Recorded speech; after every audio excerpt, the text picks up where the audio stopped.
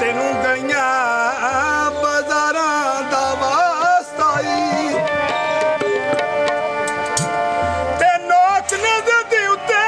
ਹੁਸੈਨ ਕੁਰਾਨ ਪੜਿਆ ਏ ਤੇ ਤੈਨੂੰ ਉਸੇ ਕੁਰਾਨ ਦਾ ਵਾਸਤਾ ਈ आका तारे तार मदीना साई हलीमा दी नात पेश करना आपे ढोलक का यकीन करना होए आजा तू वर्षां दी